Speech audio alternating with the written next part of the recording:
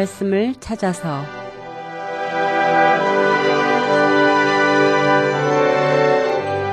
여러분 안녕하십니까? 진리의 말씀을 찾아서 김지성입니다. 이 시간은 평신도와 전문가가 함께 읽는 생활 성경 시간으로 오늘도 송요셉 목사님을 모시고 구원받은 사람들이 영원히 살 곳에 대해서 알아보도록 하겠습니다. 우리 송 목사님은 세리토스 지역에 위치한 온누리 복음교회에서 목회를 하고 계시고 또 남미 지역 순회 선교사로 사역을 하고 계십니다. 목사님 안녕하셨어요? 예, 안녕하셨어요. 목사님 저는 오늘 굉장히 기대가 많이 돼요. 예. 왜냐하면 그동안 구원에 대해서 여러 가지로 많이 말씀을 해주셨는데 오늘은 구원받은 자들이 영원히 살 곳에 대해서 말씀을 하시기 때문에 굉장히 기대가 크네요. 예, 그렇죠. 예. 이 소망이 없으면은 네. 이 세상에서 정말 그 고생하면서 주님이 시키신 이 일을 할 필요가 없죠. 우리가 그 구원받은 사람들이 영원히 살 곳에 관해서 우리 결론적으로 말씀을 나누기 전에 네. 먼저 우리가 알아야 할 것들을 좀 알아보고 그리고 이제 그렇게 그 말씀으로 가도록 하죠. 하나님께서는 아담으로부터 따져오면은 그 몇 살에 몇 살 살고 죽었다 이렇게 네. 그걸 쭉 계산해 보면은 인류 역사가 한 6천 년 정도 돼요. 그러니까 그 천지 창조가 된 건 몇 년인지 몰라도 네. 사람을 창조하신 것은 한 6천 년 정도 되죠. 그래서 그 시대마다 사람들과 언약을 했어요. 왜냐하면 예수 그리스도를 보내식으로 작정을 하셨지만은 그때 시대마다 사람들과 언약을 하시고 그 언약 아래에서 그들을 구원하셨습니다. 네. 이들 역시 따져보면은 그 하나님을 믿음으로 구원받았다고 성경을 얘기하고 있죠. 뭐 아브라함도 그렇고 노아도 그렇고 말이죠. 그리고 그들이 살던 때는 아직 예수님께서 세상에 오시기 전이었습니다. 네, 그렇죠. 그러니까 예수 믿어야만 구원받는다. 그러면 그때 사람들은 구원 못 받았느냐? 그게 아니거든요. 네. 그래서 이제 그 예수 그리스도가 오시기 전에 그 성도들에 관해서 구원받은 성도들에 관해서 소위 우리가 히브리서 11장을 믿음장이라고 그러죠. 네. 그래서 그 믿음장에 잘 설명이 나오는데 거기 보면 예를 들어서 아벨이나 에녹이나 노아나 아브라함, 이삭, 야곱, 모세, 요셉, 여호수아, 심지어는 창녀, 네. 라합, 기생 라합. 예. 원래 그 창녀입니다, 사실은. 네. 원래 보는 부분은. 그 다음에 기드온, 바락, 삼손, 입다, 다윗, 사무엘, 선지자들, 뭐 이런 사람들. 사람 일일이 다 얘기는 할 수 없지만 그런 대표적인 사람들을 얘기했고 이 사람들이 믿음의 사람들로서 구원받은 사람인 것을 성경은 분명히 말씀하고 있어요. 그뿐만 아니라 이들 모두는 믿음 안에서 죽었다. 이렇게 히브리서 11장 13절에 16절에 믿음 안에서 죽었고 예. 이 땅 위에서는 타국인이고 순례자라고 고백했다. 잠깐 기거에다 가는 순례자. 그러니까 그 dwell 한다는 건 산다는 거고 네. sojourn 그러면은 이게 기거라는 거예요. 그러니까 나그네. 네. 이들은 dwell 하지 않고 sojourn했다. 영어로. 예. 타국인이요 순례자라고 고백했고 이를 통해서 그들은 자신이 본향을 찾고 있음을 분명히 나타낸다. 본향은 내가 살던 곳 아니에요. 예. 참 희한하죠? 가보지도 않았는데 본향이라고 그랬다. 참 이게 참 우리가 이해할 수 없는 말이지만 본향을 찾고 있음을 분명히 나타냈으며 그들이 사모하는 것은 더 좋은 본향이다. 그런데 곧 하늘에 있는 것이다. 이렇게 얘기했습니다. 그러므로 하나님께서는 그들의 하나님이라 불리는 것을 부끄러워하지 아니하시고 그들을 위하여 한 도성을 예비했다. 도성이다. 요즘 말하면 시티 아닙니까? 이 땅도 지금 보면 이 대도시 살려고 그러죠. 예. 대도시가 문명 시절이 많고 그러니까 도시에 사는데 하나님이 마련한 한 도성이 있다. 그게 하늘에 있다. 여기에서 우리가 간접적으로 참 시대별로 많은 사람이 구원받았고 우리도 구원받았는데 이제 이런 말씀들을 우리가 오늘 좀 보도록 하죠. 네. 정말 우리가 예수 그리스도를 믿음으로써 성령으로 거듭나서 구원받아서 하나님의 자녀가 되는 그 은혜를 받았는데요. 말씀을 듣고 보니까 예수께서 십자가에서 피 흘리시고 돌아가시기 전에도 또 많은 사람들이 구원을 받았어요. 그렇죠. 예. 예수 그리스도가 오시기 전에도 많은 사람이 구원받았다고 성경은 말씀하고 있어요. 네. 이 말씀을 우리가 쭉 보게 되면 하나님께서 첫사람이 범죄한 후에 뱀에게 아담과 하와 이브를 타락시킨 그 뱀에게 네. 결국 나중에 예수 그리스도가 와서 죄를 제거하고 인류들을 구원하실 복음을 전했어요. 최초의 복음이에요. 이게 창세기 3장 15절에 나옵니다. 결국 인간이 죄를 짓자마자 죄를 다 없애버리고 용서하고 다시 구원할 거. 이것을 사탄에게 선포했어요. 네. 네. 뱀에 들어가 있는 사탄에게 선포했는데 네네. 뭐라 그런가 하면 내가 너와 여자 사이에 그러십니다. 내가 여자 사이에. 성경에 보면 구약의 여자 그럴 때는 이 여자 그럴 때는 여성도 포함되지만 사실은 이스라엘 백성을 여인이라고 그랬어요. 네. 이스라엘 백성을. 그래서 예. 결국 예수 그리스도가 이스라엘 자손 중에 태어날 것을 여기 암시했고 또 남자 씨가 아닌 그 여자의 씨로 여자는 씨가 없죠. 예. 남자만 있죠. 예. 그런데 예수 그리스도는 구원주 하나님은 바로 여자의 씨에 나올 거. 그래서 또 내 씨와 그녀의 씨 사이에 원수가 된다. 적의를 두겠다. 서로 원수가 되게 하고 그녀의 씨는 그 바로 예수 그리스도죠. 네네. 너의 머리를 부술 것이요 상할 것이다. 그렇게 되지만 이게 원래 원어로 보면 브루스 그래. 부숴버릴 것이다. 완전히 마귀를 때려 부신다 이런 얘기죠. 네. 그다음에 너는 그의 발꿈치를 부술 것이다. 그러면 십자가에 못을 박을 것이다. 네. 이런 얘기예요. 그러니까 이게 복음이죠. 예. 왜 그렇습니까? 마귀가 죄를 가져왔죠. 사람이 죄를 받아들였죠. 사망이 왔죠. 예. 그러니까 사망에서 죽었으니까 범죄한 사람들은 지옥 가게 되는데 결국은 주님께서 그 죄를 다 제거하시고 십자가에 제거하시고 네네. 다시 믿는 자들에게 성령을 주므로 다시 살리니까 결국 이것이야말로 복음 아니겠습니까? 다시 말해서 남자씨가 아닌 성령으로 잉태된 그리스도께서 마귀의 머리를 부술 것을 말씀했던 거죠. 그래서 사도 바울이 또 사도 요한이 여기에 대해서 증거했어요. 잘 들어보세요. 네. 히브리서 2장 14절로 15절에 사도 바울이 어떻게 증거했느냐 이렇게 얘기했어요.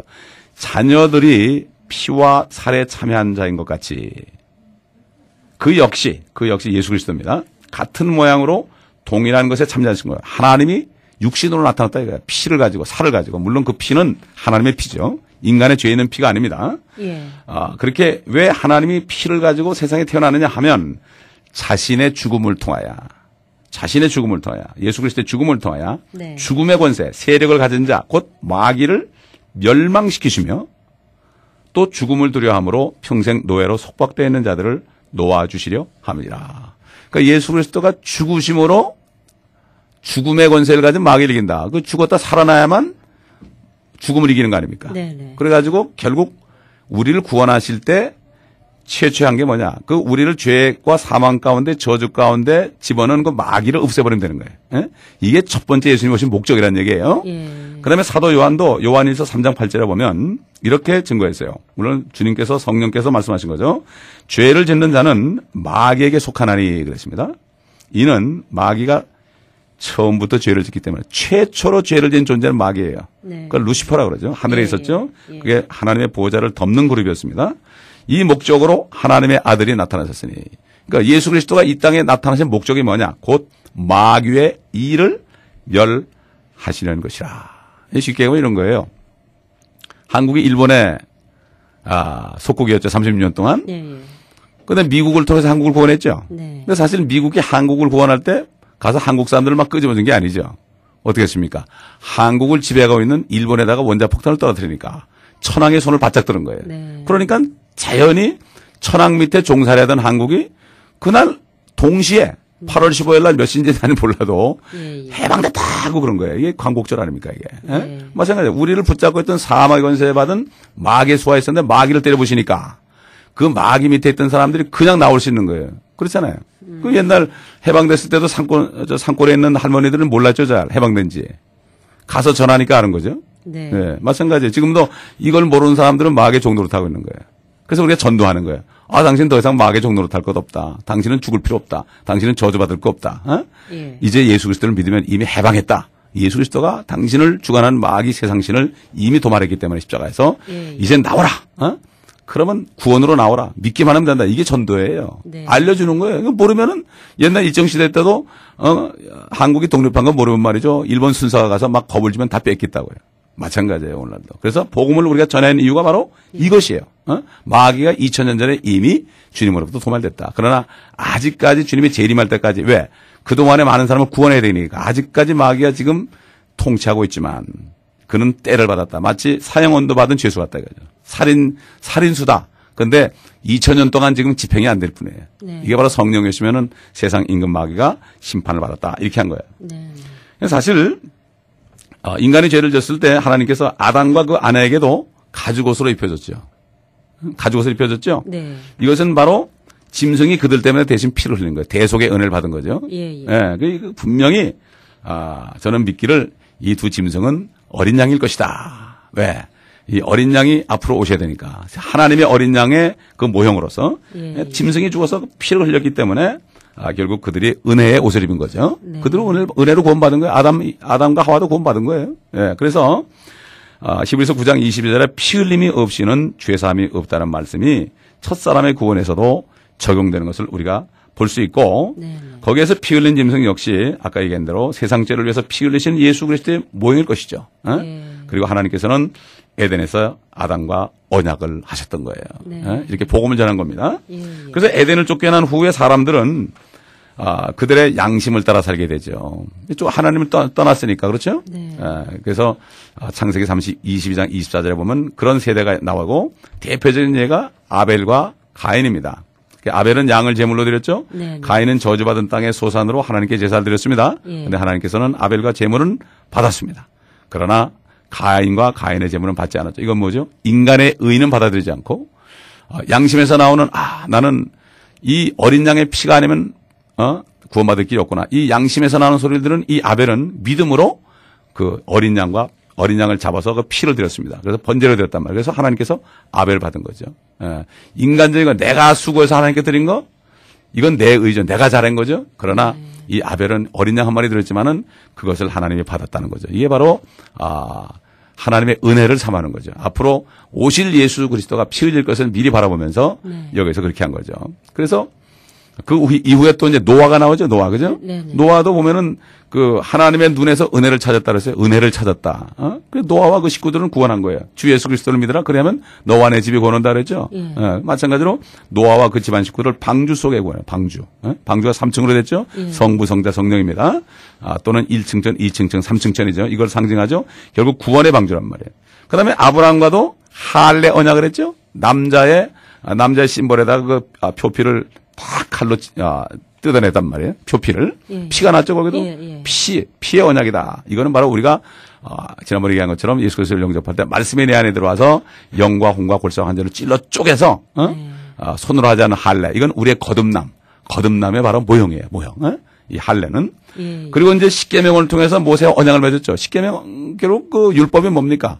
죄를 졌을 때 짐승에게 내가 안수해서 내 죄를 다 짐승에게 다 전가시켜 버리고 그 짐승을 죽여버리면 내 죄가 짐승에게 죽잖아요. 이게 바로 십계명을 통한 모세와 맺은 율법의 언약이란 말이에요. 이렇게 해서 하나님께서는 각 시대마다 다른 경륜 가운데서 사람들을 구원했어요. 그리고 그 구원의 언약을 통해서 이 세상에 나타나실 메시아의 신 예수 그리스도의 모형들, 첫째 가죽옷이나 방주나 할례나 또 반석, 반석을 지물이 나왔죠. 예수 그리스도를 치니까 거기서 생명이 나왔죠. 네. 반석, 또 만나 하늘에서 내려온 거죠. 예수님께서 나는 하늘에서 내려온 산떡이다. living bread 그러죠. 산빵이다 이런 얘기죠. 이게 전부 예수님이거든요. 그다음에 그들이 범죄해서 불뱀이 나왔을 때 그들이 회개할 때 모세를 통해서 장대에 노뱀을 매달라 그랬죠. 노뱀을 쳐다보면은 살 것이다. 예수님께서 이렇게 얘기했죠. 요한복음 3장에 모세가 광야에서 뱀을 들어 올린 것처럼 인자도 들려 올려져야 되리니 이는 저를 믿는 자마다 영생을 얻게 하리라. 바로 우리 대신 우리 죄 때문에 장대 십자가 위에 노뱀처럼 저주받은 뱀처럼 뻘거벗고 매달린 예수를 쳐다보기만 하면 믿기만 하면 구원받는 거. 이게 바로 예수의 모형. 성막도 마찬가지로 성부 성자 성령의 모형이에요.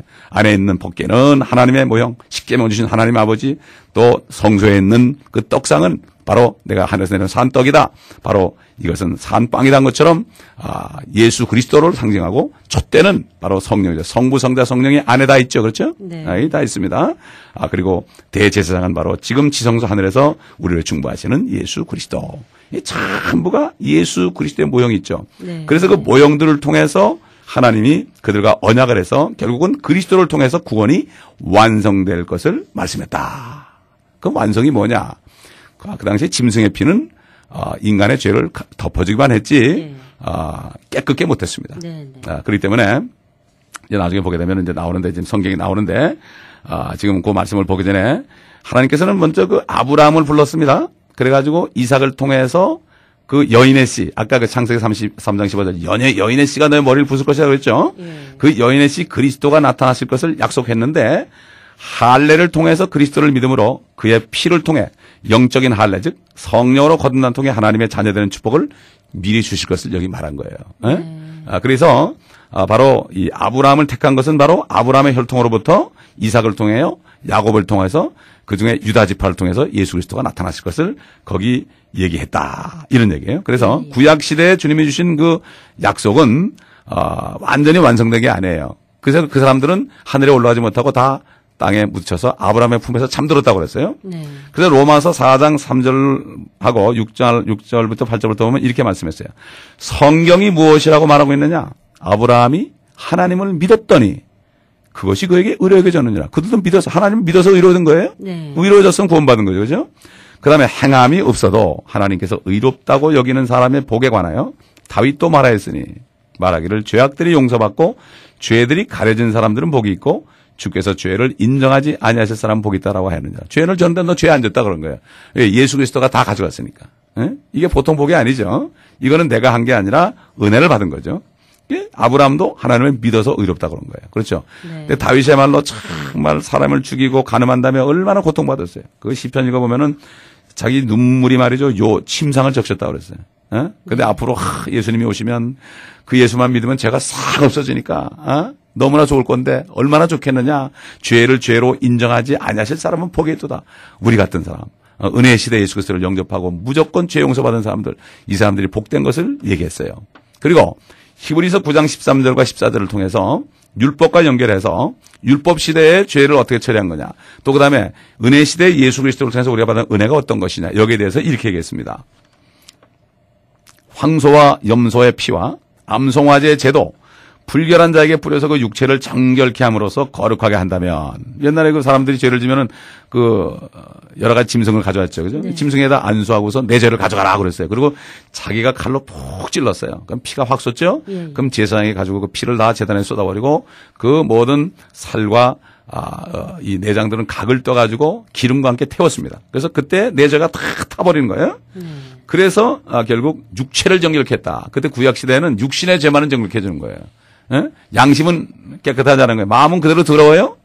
그러나 여기 말하면 하물며 영원하신 성령을 통하여 흠없는 자신을 하나님께 드린 그리스도의 피가, 하나님의 피가 이런 얘기예요. 어찌 죽은 행실에서 너의 양심을 정결케 하여 살아계신 하나님을 섬기게 하지 못하겠느냐. 우리는 예수 그리스도를 믿을 때 양심까지 깨끗해지는 거예요. 깨끗해지는 거예요, 우리가. 네. 그 피로 말이죠. 짐승의 피는 양심은 깨끗해 못해. 짐승의 피는 조금 덮어주는 거예요. 그게 덮을 때 하나님의 진노만 임하지 않는 거예요. 그게 구약시대 율법과 지금 은혜와는 완전히 다른 거죠. 그렇죠? 그렇기 때문에 은혜 시대에 와서 완전한 구원이 이루어진 거예요. 그래서 구약시대 죽은 사람들은 하늘에 올라가지 못했습니다. 다윗도 하늘에 올라가지 못했다고 그랬어요. 네. 하늘에 올라가지 못해요. 혈과 육은 하늘에 못 올라가요. 그러나 예수 그리스도의 보혈로 씻게 받은 사람들은 결국은 지금 믿고 죽어도 하늘에 올라갑니다. 지금 죽어도. 예. 그리고 예수 그리스도께서 피를 흘리시고 하나님의 피를 흘리시고 운명하셨을 때 율법 시대에 아브라함의 품에서 잠들었던 많은 성도들 부활했죠. 옛날에 그 누가복음 16장에 보면 그 기억나시죠? 홍포변 부자하고 거지 나사로가 죽었는데 어떻게 됐습니까? 아브라함의 품에. 그렇지. 나사로가 천국 갔다 그러니까 아브라함의 품에 갔다 그랬죠. 예. 그 아브라함의 품이 땅 속에 있었어요. 그 땅 속에도 지옥이 있거든요. 네. 그러니까 글로 간 거예요. 잠시 거기에 있었던 거예요. 거기 있었던 거. 그래? 참, 나는 구약 성경 읽을 때 죽으니라 안 그러고, 열조에게 돌아가느니라. 열조에게 예. 돌아가는, 그랬죠? 열조가 누구야? 아브라함 아니에요. 그렇죠? 그게 난 이상하다 그러는데, 그게 바로 아브라함의 품이에요. 그래서 거지 나사로와 홍포변 부자를 통해서 아브라함의 품에 있는 자가 있고, 지옥으로 떨어진 자가 있다. 근데 지금은 아브라함 품을 안 가요. 왜 그러냐? 여기 말씀 보면 알아요. 예수님이 십자가에서 죽으셨을 때, 부활하셨을 때 어떤 일이 일어났냐? 엄청난 일이 일어났습니다. 이게 마태복음 27장 50절로 53절에 있어요. 여기 보면 예수께서 다시 큰 음성으로 소리 지르신 후 숨을 거두시더라. 그런데 보라! 성전의 휘장이 위에서 아래까지 둘로 찢어지고, 이게 성전 휘장이 10cm 정도 됩니다. 그게 아래에서 위가 아니고 위에서 아래로 쫙 찢어지고 땅이 흔들리며 뭐죠? 지진 난 거예요. 한 지진이 20도 정도 됐을 것 같아요. 예? 엄청나겠죠? 여기 LA 20도 정도 지진 나면 아마 난리 날 겁니다. 바위들이 갈라지니까 바위들이 갈라지고 무덤들이 열리며 잠들었던 많은 성도들이 잠들었던 게 죽었던 육신이 죽었던 성도들이 몸이 일어났으면 몸이 일어났으며 주께서 부활하신 후에 무덤에서 나와 거룩한 도성이 어딥니까? 예루살렘. 거룩한 도성으로 들어가 많은 사람들에게 나타나더라. 이야, 이거야말로 기가 막힌 일이죠. 예. 보통 일이 아니죠. 네. 그래서 사도 바울은 고린도전서 15장 20절 여기 부활장에 뭐라는가 하면은 그리스도께서 잠자던 자들의 첫 열매들이 되셨다. 열매가 되지 않았다고. 그리스도면 첫 열매라고 그래야 될까요? 열매들이 되셨다. 왜 그러냐? 예수 그리스도를 부활하실 때 잠자던 많은 성도들이 함께 일어났기 때문에 첫 열매들이다. 첫 열매들이다 이렇게 first fruits 이렇게 된 거죠. 이렇게 얘기한 거예요. 그러니까 결국 함께 부활했던 많은 구약 성도들을 포함한 것으로 보는 거죠. 네. 결국 그들은 율법 아래에서 짐승의 피로 그들의 죄가 잠깐 가려 있다가 그리스도의 피를 통해 양심까지 씻김을 받아서 온전한 구원을 받았죠. 왜 그렇습니까? 예레미야 17장에 사람의 마음이 모든 만물보다 거짓되고 부패하다 그랬죠. 그러니까 사람 마음은 속으로 부패된 거예요. 이것은 하나님의 피, 예수 그리스도의 피가 아니면 안 되는 거예요. 그래서 주님이 피를 흘리고 죽으셨을 때 사실 구약이 신약이 언제부터 시작되는가? 마태복음 1장 1절이 아니라 신약은 마태복음 27장 50절에 시작됩니다. 왜? 유언한 자가 죽어야만 유언이 효력이 있거든요. 예. 그렇죠? 예. 그렇기 때문에 그 주님이 죽으시기 전에는 안식일도 지키고 또 한쪽 손의 범죄는 찍어버리라고 그러고 그렇죠? 율법 시대거든요. 그게. 네. 그래서 그런 거예요. 그게. 그러나 주님이 죽으신 다음에 다 이루었다 이렇게 돼서는 달라졌죠. 그래요? 그때 한번 생각해 보세요. 그들이 살아났는데, 그렇죠? 살아났는데 또 무덤에 들어갔을 것 같아요. 집사님 어떻게 생각하세요? 하늘로 아니죠. 올라갔죠. 예. 올라갔죠. 이게 첫 번째 휴거입니다. 예. 우리는 두 번째 이제. 네. 예. 지금 말씀해 주신 마태복음 27장 50절에서 53절까지 말씀이 굉장히 중요한 내용인데요. 굉장히 중요하죠. 예, 그동안에 전혀 그 사실을 모르고 그냥 읽었던 것 같아요. 그래요. 이제 아시면 되죠, 이제. 네, 오늘 정말 비로소 깨닫게 되는 것 같은데요. 예. 그렇다면 지금 목사님께서 아브라함이나 이삭이나 야곱이나 요셉 그리고 모세나 뭐 다윗 이런 분들이 그때 이제 무덤이 열리면서 잠들었던 분들이 이제 엄청나겠죠? 예, 부활하셨다는 것이죠. 얼마나 놀랐을까요, 그죠? 네. 그렇다면 목사님께서 지금 그분들이 이제 첫 열매라고 하셨는데요. 그러면 둘째, 셋째 열매들이 있다는 있죠. 말씀이시죠? 예, 있습니다. 성경에 다 나와 있어요. 네. 자, 참 굉장한 일이었을 거예요. 야, 내가 여호수아다, 내가 다윗이다, 내가 모세다, 내가 홍해를 이러면 아마 굉장했을 겁니다. 그러니까 거기 이 로마 병정들이 이게 아무튼 백부장이 말이죠. 놀래. 야, 이분이 진짜 하나님의 아들이다. 네. 벌벌벌 떨었죠. 예. 난리가 난 겁니다. 그냥 바위가 갈라질지 뭐 정도의 지진이만이니까 상상해 보세요. 천지개벽 이건 이상이죠. 그래서 그들이 참으로 이 사람은 하나님의 아들이었더라 이렇게 이방인들 로마인들이 이걸 증거했습니다. 성경에 첫째 부활에 참여하는 자들은 복되다. 요한계시록 19장에 나옵니다. 첫째 부활에 20장에 나와요. 첫째 부활에 참여하는 자들은 복이 있다. 요한계시록 20장 6절을 보면 이렇게 얘기해요. 첫 번째 부활, 첫째 부활에 참여하는 자는 복되고 거룩하도다. 네. 둘째 사망이 그들을 다스리는 권세가 없고 오히려 그들이 하나님과 그리스도의 제사장들이 되어 1000년 동안 그와 함께 통치하리라. 주님이 재림하시면 이 땅에서 1000년 동안 통치한다. 이게 첫째 부활에 참여하는 사람의 특권이에요. 예. 자, 그래서 이 사도 바울은 이 첫째 부활에 참여할 자들에 관해서 고린도전서 15장 부활장이죠. 이렇게 증거했어요. 고린도전서 15장 22절로 24절 보면 중요한 말씀이에요. 이는 아담 안에서 모든 사람이 죽은 것처럼 아담 한 사람 때문에 다 죽었죠. 네네. 그리스도 안에서 모든 사람을 살게 하람이라. 전도하다 보면 그래요. 왜 내가 아담 때문에 이렇게 죽어야 되느냐고. 맞다고. 그러니까 아담의 모습으로 오신 예수 그리스도 하나님 때문에 그분만 믿으면 다 구원받는 거다. 얼마나 페어하냐. 하나님은 안 페어한 게 아니라 페어하다 그러죠. 네. 그리스도 안에서 그리스도만 믿기만 하면 한꺼번에 다 산다 이거예요. 그러나 각자 자기 서열대로 되는 서열이 있다 이런 얘기예요. 네. 그리스도가 첫 열매들이요. 아까 그랬죠. 그리스도가 부활할 때 많은 잠자던 구약 성도들이 일어났죠. 예. 그리스도가 첫 열매들이요. 이게 첫 번째 부활의 첫 번째란 말이에요. 네. 그다음에 그 다음은 그리스도께서 오실 때 그분께 속한 사람이라. 이거면 그리스도 공중 재림할 때 휴거되는 거. 네. 잠자는 주 안에 죽은 잠자는 자들이 먼저 일어나고 그다음에 살아있는 사람은 몸이 변해서 공중으로 이끌려 주를 만난다. 이게 휴거입니다. 예. 고린도전서 15장에도 53절 이후 보면은 신비를 말하는데 눈 깜짝하는 순간에 우리가 변화된다. 썩을 몸이 썩지 않은 몸을 입는다. 이렇게 얘기했죠. 이건 바로 지금 십자가 사건 이후에 예수 그리스도를 영접하고 성령으로 건넌 사람들은 이제 지금 줄 서 기다리고 있는 거예요. 두 번째 휴거를 기다리고 있는 거예요. 두 번째. 이게 첫 번째 부활의 두 번째란 말이에요. 아시겠죠? 예. 그리고 요 두 번째는 이제 그리스도께서 거듭난 성도들을 데리러 공중에 나타나실 때, 즉 휴거 때라고 그랬죠. 바로 오늘날 그리스도의 몸된 교회. 교회는 바로 이렇게 이 순서를 지금 기다리고 있는 대기소의 교회가. 네. 예? 교회는 하나로 보거든요. 성령으로 거듭나야 돼. 교회 안에 있어도 성령으로 거듭나지 않으면 아무 상관이 없어요. 안에 성령이 있어야 돼요. 요한일서 5장에 보면 증거는 이것이니 믿는 자 속에 너희는 영원한 생명이니라. 내 안에 영생이 있음을 알아야 돼요, 내가. 나는 죽지 않는다. 이 믿음이 오죠. 영생이 있으니까. 아담에게 주었던 그 생기가 다시 다 들어온 거기 때문에. 그래서 우리는 지금 대기하고 있어요. 예?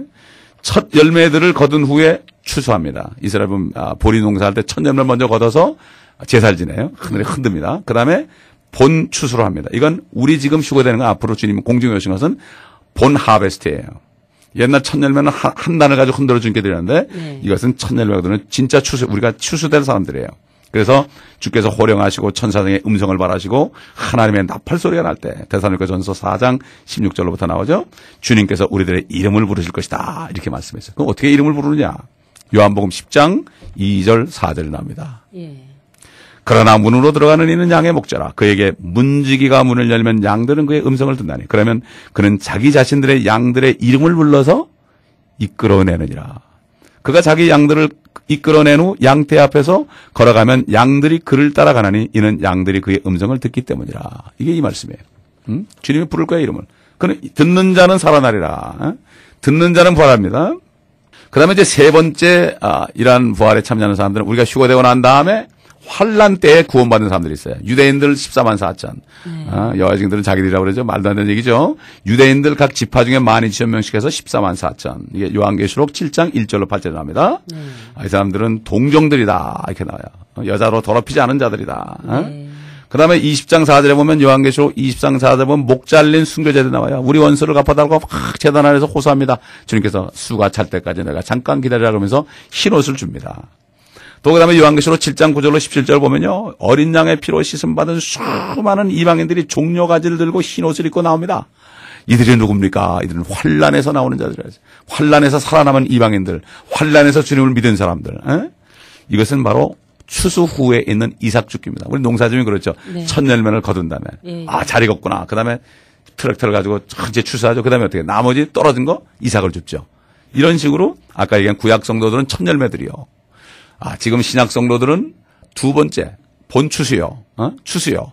환란 때는 이삭 죽기가 되는 거예요. 그래서 세 번에 걸쳐서 주님께서는 완전히 구원할 자를 구원한다. 그래서 이제 환란 때에 그 구원받을 사람들에 대해서 요한계시록 14장 15절로 16절에 나와요. 그 말씀이. 그때 다른 천사가 성전에서 나와 구름 위에 앉으신 그분께 큰 음성으로 부르짖기를 주의 낫을 대어 곡식을 거두소서. 주께서 거두실 때가 되었으니 이는 땅의 곡식이 익었음이니라 라고 하더라. 그러자 구름 위에 앉으시니가 그의 낫을 땅에 대어서 곡식을 거두시더라. 곡식을 거뒀습니다. 알고. 예수님께서 마태복음 3장에 세례 요한이 그랬죠. 타작마당을 주님이 정하시고 알고 온 곡간에 죽종이는 꺼지지 않는 불 지옥에 던진다. 이렇게 얘기했죠. 요한계시록 보면은 곡식은 거둬들이지만 나중에 믿지 않는 사람 악한 자들은 포도송이를 밟는 것처럼 막 밟는다고 그랬어요. 그러면 거기서 포도송이에서 빨간 물이 나오죠. 이게 피가 나오죠. 그러면 그들의 피가 말 굴레까지 일어서 거의 700마일 정도 흐른다 그랬어요. 엄청나죠. 한국의 낙동강도도 됩니다. 그래서 이렇게 세 번에 걸쳐서 첫 번째 부활이 있을 것을 이게 성경은 하나하나 말씀하시고 있어요. 네. 목사님 지금까지 이제 첫 번째, 두 번째, 세 번째 이제 부활에 대해서 말씀을 해주셨는데 잠깐 여기서 우리 찬송가 한 곡 듣고 다시 그러죠. 말씀 나누고. 예, 그러죠.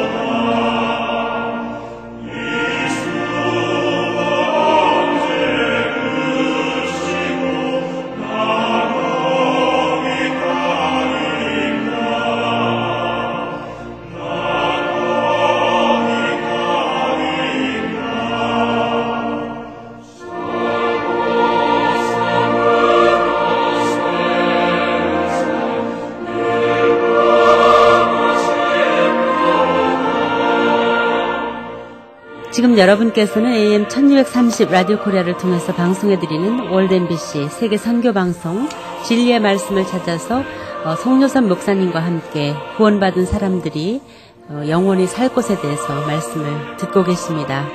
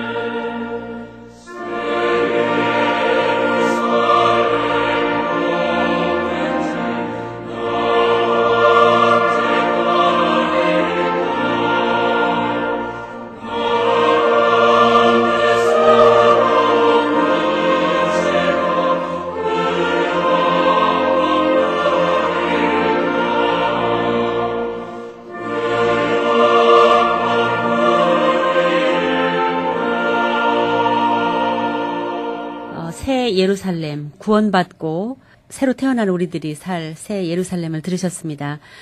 조금 전까지 목사님께서 이제 첫 번째, 두 번째, 세 번째 열매에 대해서 말씀을 구체적으로 해주셨는데요. 목사님 말씀 듣고 보니까 십자가 사건 이후에 그 은혜 시대에 사는 우리들이 가장 복되다는 말씀이신 것 같아요. 그렇죠. 예, 옛날 성도들처럼 무덤에서 오래 기다릴 필요도 없고, 그렇습니다. 또 환란도 겪지 않고요. 그렇죠. 그러니까 우리가 예수 그리스도를 바로 믿으면 네. 어떤 행위로 믿는 게 아니죠. 예수 그리스도께서 하신 그 100% 일을 통한 거죠. 그래서 참 은혜 시대에 베푸신 그 축복이 엄청난 거예요. 한편에 이 시대에 구원받지 못하고 죽어서 바로 지옥 가는 사람들, 또 살아있다가 환란에 넘어가서 여기서 구원받지 못하고 있다가 죽진 않고 있었는데 환란이 와서 대환란에 넘어가서 엄청난 고통을 당한 사람들을 기억하면서 우리는 그들에게 복음을 전해야 돼요. 지금 예수만 믿으면, 예수를 구주로 영접하면은 그러면 성령이 들어오셔가지고 거듭나게 하고 언제든지 세상 떠나면 그 영과 혼이 하늘에 올라가거든요. 무덤엔 이 육신은 무덤에 있지만 그러나 나중에 육신도 이제 부활하게 되죠. 그러니까 결국 그런 사람들에게 복음을 전해야 돼요. 그래서 요한계시록 4장부터 19장까지는 이 땅에 임할 환란의 참상. 4장부터 5장까지는 사실 하늘의 광경을 보여준 거고 6장부터 19장까지는 예수님이 재림하기 직전까지 이 땅에 임할 대환란의 참상을 기록한 것으로서 계시록을 공부하면은 영혼 구원의 절실한 필요성을 실감하게 돼요. 이제 우리가 이 방송이 끝나면 1월 첫 주부터 지금 무슨 요일인지 모르겠지만 요한계시록을 이제 강의할 텐데 이 요한계시록을 공부하게 되면은 정말 앞으로 될 일을 알게 되죠. 성령이 오시면은 우리를 진로 인도할 뿐만 아니라 앞으로 일어날 장래를 알려준다 그랬죠. 성경에 다 나와 있어요. 요한계시록 보면 다 나오고 요한계시록이 구약과 통하고 구약이 신약과 통하고 요한계시록을 공부하면은 성경 전체를 다 알 수가 있어요. 다 알 수 있어요. 다시 말해서 요한계시록을 모르면 성경 전체가 확실하지가 않아요. 잘 몰라요. 사실 우리가 받은 은혜가 얼마나 큰가 하면은 이게 우리가 지금 예수 그리스도를 영접하면은 하나님의 백성이 아니고 하나님의 자녀예요. 그리고 또 예수 그리스도의 형제가 돼요. 기가 막히죠? 그래서 사실 뭐 목사님, 장로님 그런 것보다 브라더 그러는 것이 더 축복이에요, 사실. 이거 그 브라더는 나의 브라더도 되지만 예수 그리스도의 브라더가 되는 거예요.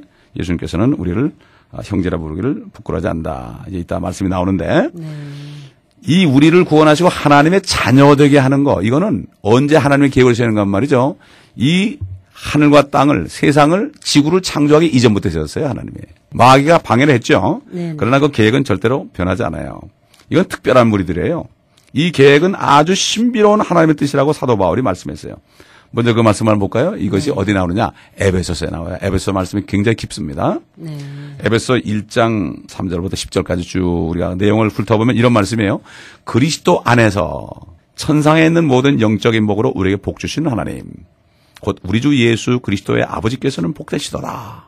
이렇게 말씀하시고 하나님께서 세상의 기초를 놓으시기 이전에 우리로 사랑 안에서 그분 앞에 거룩하고 흠없게 하시려고 그리스도 안에서 우리를 택하시어 하나님의 기쁘신 뜻에 따라 예수 그리스도를 통하여 우리를 자신의 자녀로 입양할 것을 예정하셨으니 그리스도 안에서입니다. 네. 그리스도를 먼저 택하시고 누구든지 그리스도 믿기만 하면은 다 하나님의 자녀가 되는 거예요. 네. 날 때부터 너는 지옥 가라 종 가라 게 아니고 그리스도를 택한 거예요. 그래가지고 그리스도 안에서 우리를 택했다는 게 뭐냐? 예수 그리스도를 믿으면 하나님의 자녀로 택함 받는 거예요. 이런 겁니다. 모든 사람이 다 구원받기를 원하시는 하나님이. 이는 하나님께서 그 사랑하시는 이 안에서 우리를 받아들이시어 그 은혜의 영광을 찬양케 하려 하심이라. 그 사랑하시는 이 안에서 바로 예수 그리스도죠. 우리가 그의 은혜의 풍성함을 따라 그의 보혈을 통하여 구속. 그 보혈이 우리 죄값을 다 치러준 거죠. 그러니까 종살이하던 우리가 종에서 풀려난 거죠. 네네. 사망의 종, 좀 저주의 종, 지옥의 종부터 풀려났습니다. 곧 죄들의 용서함을 받았느니라. 주님이 죄값을 치러줬기 때문에 용서를 받았다. 예. 죄값을 치러주신 분이 용서할 수 있죠. 네. 근데 그분은 우리를 용서하셨습니다. 그 은혜의 풍성함으로 인하여 그는 모든 지혜와 총명을 우리에게 넘치게 하시어 그의 기쁘심을 따라 자기 안에서 계획하신 바 그 뜻의 신비를 그랬어요. 신비. 아주 미스터리하다. 신비로운 것이다. 우리에게 알리셨으니 이게 뭐냐. 하나님의 계획이 뭐냐 이런 얘기예요. 이 지구를 땅덩어리를 만들기 전에 하나님의 계획이 뭐냐. 이는 때가 찬 경륜이다. 이건 때가 있다 이거야. 계속되는 게 아니라 이거죠. 어느 때까지 구원받아야 된다 이거예요. 때가 찬 경륜 안에서 하늘에 있는 것들이나 땅에 있는 것들이나 자신 안에 있는 것들까지도 만물을 그리스도 안에서 하나로 모은 것이다. 통일하는 것이다. 하늘과 땅이 마귀 때문에 죄가 왔습니다. 그러나 그 죄의 원흉인 마귀를 멸하고 하늘과 땅이 의로워지죠. 사도 베드로가 의가 거하는 하늘과 새 하늘과 새 땅이라고 그랬습니다. 그래서 다시 예수 그리스도 안에서 하나님 안에서 다시 통일되는 것이다. 다시 창세전으로 돌아가는 것이다. 죄가 없어지는 것이다 이거죠. 그래서 바로 교회라는 것은 교회라는 그리스도의 몸을 탄생시키기 위해서 창세전에 미리 계획하셨고 그리스도의 죽으심을 선지자들 종들을 통해 4,000년 동안 그의 종들을 통하여 증거하셨고 그리스도께서 약속하신 대로 오셔서 2000년 전에 피 흘리시고 사탄의 방해에도 불구하고 그분의 계획을 성취했죠. 네. 왜냐하면 우리가 죄 지면 죽이면 되지만 그게 아니에요. 하나님의 계획은 우리를 죽이는 게 아니에요. 살리는 거예요. 근데 마귀가 죄를 가져서 죽게 된 거예요. 그러니까 죄와 사망의 권세를 받은 자 마귀를 없이 하고 우리 죄를 그의 피로 씻어주고 죄값을 치르면 우리는 어떻게 되는 거예요? 자유가 되는 거죠. 다시 원상태로 도는 거예요. 하나님의 계획은 마귀도 어쩔 수 없는 거예요. 잠깐 마귀가 방해했지만 예수 그리스도를 통하여 죽음의 권세를 받은 마귀를 멸하신 이게 바로 하나님의 계획이다. 아까 말했죠. 그래서 여기 관해서 또 신비로운 게 또 하나 있어요. 옛날 아브라함이 말이죠. 독자 이삭, 독자입니다. 예. 바로 아브라함은 하나님의 아버지의 모델이고 독자 이삭은 바로 독생자 예수 그리스도의 그림자예요. 이분이. 이방 여인인 리브가에게 장가들게 하기 위해서 종 엘리에셀을 보내가지고 마침내 리브가를 데려와서 이삭에게 들여가지고 결혼하게 했어요. 참 이삭은 나무를 지고 아브라함 아버지와 산에 올라갔습니다. 자기가 죽는지도 모르고 불과 장작은 있지만 번제스를 양은 어디 있습니까? 아브라함이 하나님 자신을 그가 드릴 것이다 이렇게 얘기했어요. 이게 모리아 산입니다. 이게 솔로몬 성전에 섰던 자리입니다. 그게 바로 갈보리 십자가 있던 자리예요. 예. 결국 나무를 지고 간 이삭, 바로 예수 그리스도가 나무를 십자가를 지고 갈보리에 올라간 거죠. 아버지가 죽으라면 죽는 신용한 거예요. 그게 바로 거기 나타나고 성령은 바로 엘리에셀은 성령을 상징하는 거예요. 성령이 이 땅에 오셔가지고 우리 리브가 같은 이방 사람들을 예수 그리스도, 이삭 같은 예수 그리스도로 인도하는 거예요. 그래서 리브가가 탁 그 엘리에셀의 인도를 받아서 참 가나안 땅에 왔을 때 이삭은 그 저녁 노을에 묵상을 하고 있었습니다. 마치 예수 그리스도가 저녁 세상 끝에 이제 하늘에 나타날 때 우리가 성령에 이끌려서 하늘에 올라가는 거예요. 결혼하러. 이게 바로 신비로운 얘기예요. 그래서 사도 바울은 에베소서 5장 31절 32절 이거 결혼식 때 목사님들이 많이 설교하는 거죠. 이런 까닭에 남자가 자기 아버지와 어머니를 떠나 자기 아내와 결합하여 그 둘이서 한 몸이 될지니라. 이것은 위대한 신비라. 그러면서 뭐라는가 하면 그러나 나는 그리스도와 그 교회에 관하여 말하노라. 지금 남자 여자가 남자가 떠나서 여자가 합해서 부부가 되죠. 이거는 하나의 그림자고 진짜는 뭐냐. 하나님 아버지를 품을 떠난 예수 그리스도가 거길 떠나서 이 땅까지 내려오셔서 우리와 결혼하신 거예요. 네. 이 교회. 그래서 교회를 그리스도의 신부라고 그러는 거예요. 약혼한 거예요. 약혼한 거. 주님이 오실 때 결혼하는 거예요. 지금 약혼자예요. 약혼자이기 때문에 그래서 이 아가서에 보게 되면 말이죠. 솔로몬 왕과 술렘의 여인, 얼굴이 새까만 술렘의 여인, 우리 같은 이방 죄인 같은 술렘의 여인, 과의 그 사랑의 노래인데 이게 아가서가 이게 솔로몬의 노래죠. 예언적으로 솔로몬 왕은 예수 그리스도의 모형이고 또 술렘의 여인은 그의 신부인 교회의 모형으로 나타나 있어요. 그래서 사도 바울이 뭐라는가 하면은 자기가 이방인의 사도로 참 유대인들은 예수를 안 믿는데 이방인들이 예수를 믿고 구원받잖아요. 교회가 됐잖아요. 그러니까 교회에게 편지할 때 특별히 고린도 교회에 편지할 때 고린도후서 11장 2절에 이렇게 얘기했어요. 내가 경건한 질투로 너에게 질투를 느낌이라.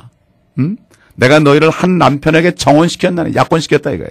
이는 한 순결한 처녀로 예수 그리스도의 피로 씻김 받아서 한 순결한 처녀로 너희를 그리스도께 바치려는 것이라. 그리스도와 결혼시키는 것이다. 하나님은 사람과 결혼하게.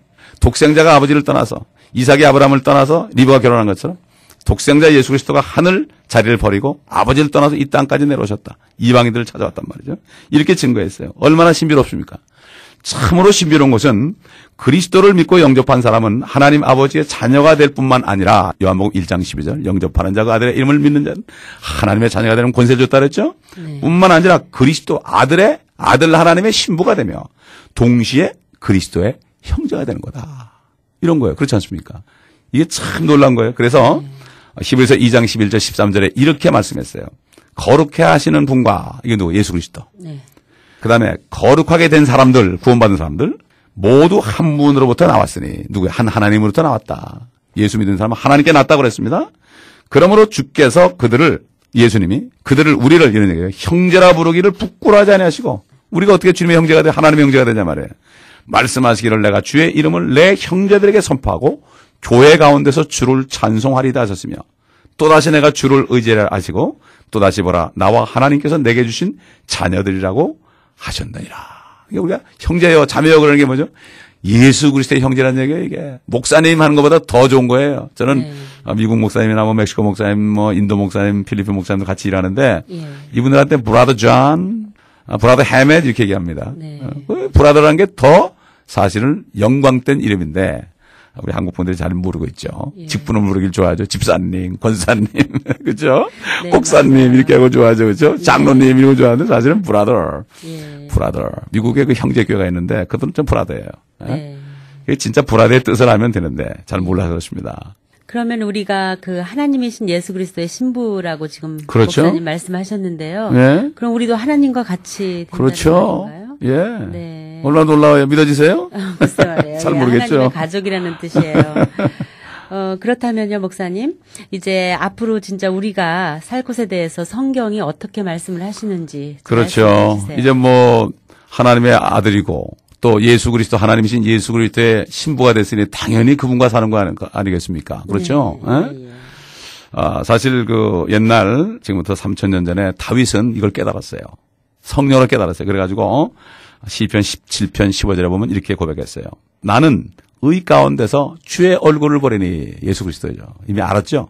주의 얼굴을 보리니 내가 깨면 이게 뭐죠? 부활하면 이런 얘기예요. 아까 분명히 틀림없이 그 다윗이 아까 일어났을 거예요. 주님이 부활했을 때 내가 깨면 천년 후에 깨면 이런 얘기죠. 주의 형상으로 만족하리다. 예수 그리스도의 모습으로 바뀌어준다 이거예요. 그렇잖아요. 신랑 신부가 같아야 될 거 아니겠습니까? 그 예수님이 그랬잖아요. 말씀을 받은 자는 신이라고 그랬다. 왜 하나님의 살아계신 생명을 받은 신이다. 그러니까 이 아담이 옛날 신처럼 통치한 거예요. 이 땅에서 이 짐승들 뭐 이 사자를 통치한 거예요. 그러나 성령이 떠나니까 거기 물려 죽게 된 거예요, 우리가. 네. 그렇죠? 다시 하나님께서 회복시킨 겁니다. 사도 바울이 빌립보 3장 20절 21절 동일한 고백을 했어요. 우리의 시민권은 하늘에 있으므로 우리가 그것으로부터 오실 구주이신 주 예수 그리스도를 기다리고 있으니 그가 만물을 자신에게 복종시키는 그 능력의 역사로 인하여 우리의 천한 몸을 그분의 영광스러운 몸같이 변모시키리라. 똑같은 얘기죠. 주님의 몸처럼 된다. 뿐만 아니라 사도 요한도 그래요. 사도 요한도 성령 안에서 이렇게 증거했어요. 요한일서 3장 2절 3절에 사랑하는 자들아 이제는 우리가 하나님의 아들들이라 우리가 어떻게 될 것인지는 아직 나타나지 아니하였으나 그가 나타나시면 우리가 그분 그대로 구분을 볼 것이기 때문이라. 지금 육신을 가지고 못 봅니다 우리가. 네. 육신이 죄가 있기 때문에 네. 이 죄의 몸을 벗어버리고 새 몸을 입게 되면은 그분 그대로 볼 것이기 때문이라. 그분 안에서 이 소망을 가진 사람은 구원받은 사람은 이런 얘기죠. 누구나 그분이 정결하신 것처럼 자신을 정결케 하느니라. 약혼한 여인이 신랑 기다리는 것밖에 더 있어요? 연지꼰지 바르고 어쩐지 만날 때 좀 더 이쁘게 보이려고 결혼식 날 최고로 이쁘게 하잖아요. 눈썹도 붙이고 말이죠. 가장 그 입술도 새빨갛게 칠하고 말이죠. 그러잖아요. 에? 이게 바로 영적으로 우리가 이렇게 거룩해지고 이쁘게 보는 거죠. 그래서 요한계시록 21장 5절 보면은 성경은 앞으로 만물이 새롭게 될 것이다. 하늘과 땅도 새롭게 될 것이다. 그런데 새 것이 세 개 있겠다고 그랬어요. 첫째, 새 하늘이 있겠다. 하늘도 새로워진다. 지금 악한 영들이 하늘에 있습니다. 마귀 영들이 앞으로 다 이제 멸망하죠. 새 땅에 있습니다. 이 땅에도 마귀 역사하고 그다음에 믿지 않은 사람들, 악한 자들이 득세하고 있습니다. 지금 정사 권세 그렇죠? 어둠의 주관 자들, 네. 악한 영들 있죠. 예. 그다음에 새 예루살렘이 있을 것이다. 이렇게 얘기했습니다. 네. 자, 그래서 베드로서 3장 13절 14절 보면 사도 베드로를 통해서 이렇게 말씀했어요. 우리는 그의 약속대로 의가 거하는 새 하늘들과 새 땅을 기다리다. 그러므로 사랑하는 자들아, 너희가 이런 것을 기다리고 있으니 점 없고 흠 없이 평강 가운데서 그분께 발견되도록 힘쓰라 그랬어요. 이 새 하늘 새 땅에 나왔죠? 네. 그 다음에 요한계시록 21장 1절 2절 보면 또 이렇게 말씀해요. 또 내가 새 하늘과 새 땅을 보니 또 나오죠? 처음 하늘과 땅은 사라지고 바다도 더 이상 있지 아니하더라. 나 요한은 거룩한 도성 새 예루살렘이 하나님께로부터 하늘에서 내려오는 것을 보았는데 네. 마치 신부가 자기 남편을 위하여 단장한 것 같이 예배되더라. 결국 신부가 살 곳이야.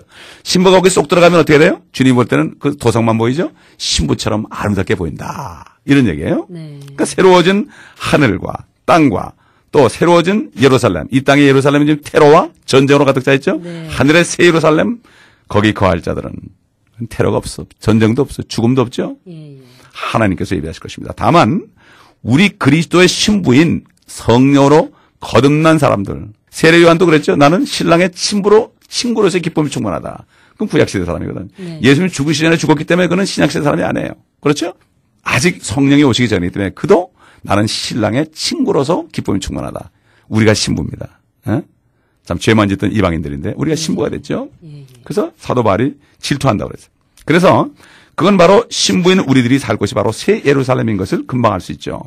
새 예루살렘만이 신부를 위한 것이기 때문이죠. 네. 예수님께서 가장 처음 택하신 그의 신부들인 제자들에게 이렇게 말씀했어요. 최초로 택한 신부들이죠. 물론 12명 중 11명만 되지만 네. 요한복음 14장 1절로 3절 잘 아는 말씀이죠. 너희는 마음에 근심하지 말라. 너희가 하나님을 믿으니 또한 나를 믿으라. 내 아버지 집에는 많은 저택들이 있느니라. 거할 곳이 많다고 그러는데 이게 보면 맨션이에요. 저택이 맨션이죠. 그냥 네. 집이 아니에요. 하우스가 아니에요. 맨션들, 저택들이 있느니라. 그렇지 않으면 내가 너에게 말하였으리라. 나는 너희를 위하여 처소를 마련하라고 하노라. 내가 가서 너희를 위하여 처소를 예비하면 다시 와서 너희를 내게로 영접하여 내가 있는 그곳에 너희도 있게 하리라. 그랬습니다. 자, 그러면 이제 우리가 구할 새 예루살렘에 대해서 한번 알아보도록 하겠습니다. 한번 알아볼까요? 예, 예. 예, 이걸 알아보게 되면은 이게 지금 어디 나오는가 하면은 요한계시록에 나옵니다. 요한계시록 21장 9절로 27절 나와요. 7 천사 가운데 하나가 내게 와서 나와 대화해 말하기를 이리 오라 내가 너에게 신부인 어린 양의 아내를 보여주리라. 어린 양이 예수 그리스도죠. 네. 예? 그가 영 안에서 나를 이끌고 크고 높은 산으로 가서 거룩한 새 예루살렘이 하나님께로부터 하늘에서 내려가는 것을 보여줬다. 요한이 하늘에서 본 거예요. 내려가는 걸 봤죠. 아까 내려오는 것이라고 그랬죠. 하나님의 영광에 있어 그 도성의 광채가 가장 귀한 보석 같고 벽옥 같으며 수정같이 맑고 또 크고 높은 성벽도 있으며 12대문이 있고 그 문에는 12천사와 이름들이 기록되어 있는데 그것은 이스라엘 자손 12지파의 이름이더라. 얼마나 멋있겠어요. 보석 벽옥 엄청나죠? 네. 광채가 나죠? 예. 자, 동편의 문이 3개, 북편의 문이 3개, 남편의 서편의 문이 3개이며 또 그 도성의 성벽에는 12기초석이 있는데 거기에는 어린 양의 12사도의 이름이 있더라. 이스라엘 12지파는 구약시대 성도들이요. 네. 사도들은 신약시대 성도를 대표하는 거죠. 예. 그렇죠? 예. 그리고 나의 말하는 이는 그의 도성과 그분들과 그 성벽을 측량하려고 금 갈대를 가져더라. 그 도성은 네모가 반듯하며 길이와 너비와 높이가 같더라. 또 그 성벽을 측량하니 144규비다. 한 1규빗은 한 45cm 정도 돼요. 그러니까 한 80m 정도 되는 거죠. 그 다음에 이는 사람의 척도 곧 천사의 척도라. 그 도성의 성곽의 기초석은 각양 보석으로 단장되었으며 첫째 기초석은 벽옥이요. 둘째는 사파이어. 셋째는 옥수, 넷째는 에메랄드, 다섯째는 홍마노, 여섯째는 홍보석, 일곱째는 감남석, 여덟째는 녹보석, 아홉째는 황옥, 열째는 녹옥수, 11째는 제신스, 12째는 자수정이더라. 우리가 아는 보석 있고 모르는 거 있죠? 네. 예? 야, 얼마나 엄청나겠습니까, 이게? 그 12대문은 진주라고 그랬어요. 진주 목걸이 많이 하고 다니죠? 네. 어? 아니, 문이 진주가 되는데 그렇게 큰 도성, 가로, 세로 높이가 1200마일 정도 되는 거예요. 바팔로와 저기 플로리다와 덴버를 잇는 정도라고 보시면 돼. 네. 예? 엄청나겠죠? 그게 공중까지 1200마일이니까 이거 뭐 중력 같은 게 상관이 없죠, 그때는. 우리 몸이 거룩한 몸이니까 3차원을 초월한, 4차원을 초월한 몸이기 때문에 문을 닫아놔 들어가는 몸이 되니까 영체를 입으니까 우리가. 그러니까 상관이 없죠. 공간도. 도성의 거리는 또 순금이며 순금은 하얗습니다. 노랗지 않아요. 예? 투명한 유리 같더라 그러죠. 한번 상상해 보세요. 내가 보니 성 안에는 성전이 없더라. 더 이상 성전이 있을 필요 없어요. 교회도 있을 필요 없어요. 지금 건물도. 왜? 이는 전능하신 주 하나님과 그 어린 양이 그곳의 성전입니다. 그렇죠? 네. 우리 안에 주님이 계시니까 우리가 성전인 것처럼 이제 주님과 함께 사는 거예요. 그 도성은 해나 달이나 그 안에 비칠 필요가 없으니 이건 더 이상 필요 없죠. 이 땅에서 우리 사는 동안 필요하죠. 이는 하나님께서 그곳에 빛이 됨이라. 내가 세상의 빛이라고 그랬죠. 태양보다 뭐 엄청나죠. 천년왕국 때도 7배나 태양이 빛난다 그랬어요. 그리하여 구원받은 자들의 민족들이 그 도성의 빛 가운데 걷겠으며 땅의 왕들이 그때 땅의 사람들이 새 땅에 살죠. 땅의 왕들이 그들의 영광과 종기를 그곳으로 가져오리라. 또 그곳의 성문들에는 낮에는 결코 닿지 아니하니 그곳에는 밤이 없습니다. 환난 때 넘어가서 구원받은 사람은 성녀로 거듭나지 못하기 때문에 우리같이 신부가 안 되는 거예요. 지금 예수 그리스도를 영접하고 구원받은 사람들, 성녀로 거듭난 사람은 신부예요, 이게. 예? 이게 신부입니다. 그럴 때 구원은 받아도 새하늘과 새 땅과 새 예루살렘, 세 군데 살 사람들이 따로 지정되어 있습니다. 이걸 알아야 돼요. 여기에 대해서는 아직 자세하게 얘기할 필요가 없고 시간이 되면 또 말씀할 기회가 있겠습니다. 그래서 그들의 민족들의 영광과 종기를 가지고 그거 가져오리라. 무엇이든지 더럽게 하는 것이나 가증한 일을 행하는 자나 거짓말하는 자는 결코 그곳에 들어오지 못할 것이며 다만 어린 양의 생명의 책에 기록된 자들만이라. 바로 예수님이 약속하셨어요. 얼마나 멋있겠습니까? 네. 그러니까 뭐 이 땅에서 집 없어도요. 상관없어요. 이것만 알면. 그래서 얼마나 크겠습니까? 얼마나 아름다운 집이겠어요? 그러니까 이것을 깨달은 사람은 이 땅에 잠깐 동안 삽니다. 지금 한국 여행 가가지고 거기 사는 사람 있습니까? 잠깐 동안 살다 여기 오니까 여기만 생각하죠? 마찬가지예요. 네. 영이 하늘에 올라가 있는 성녀로 건넌 사람은 자꾸나 저기만 생각합니다. 저 하늘에 내 집이 있다. 이런 찬송을 만드는 거예요. 그러나 우리가 이런 소망 속에 살아야 되지 않겠습니까? 그렇죠? 네. 우리 청취자들 참 이 소망 속에 있었으면 참 좋겠습니다. 네.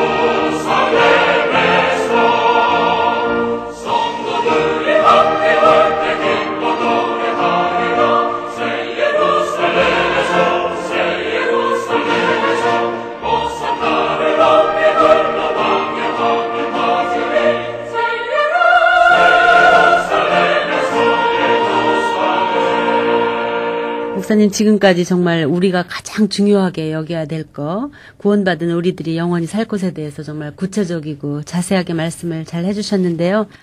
하나님의 자녀로서 우리가 꼭 진실된 삶을 살아서 하나님이 이렇게 정말 멋있게 예비하신 그러한 처소에 꼭 가도록 노력을 해야 될 것 같습니다. 그렇죠. 거룩한 삶을 살아야죠. 네네. 칭찬받기 위해서. 예. 그렇죠. 목사님 또 말씀 들으시고 여러분들께서 신앙 상담이나 또 대화를 나누시기 원하시는 분들이 있을 것 같아서요. 제가 전화번호 잠깐 알려드릴게요. 626국에 475-3201, 지역번호 626-475-3201, 송요셉 목사님께 전화를 하시면 여러 가지 상담도 받고 또 좋은 말씀을 들으실 수 있습니다. 목사님 오늘 말씀 대단히 감사합니다. 예, 감사합니다.